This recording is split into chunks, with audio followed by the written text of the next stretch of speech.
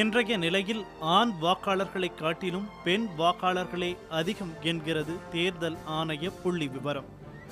மொத்த வாக்காளர்களின் எண்ணிக்கை சுமார் 5.79 கோடி.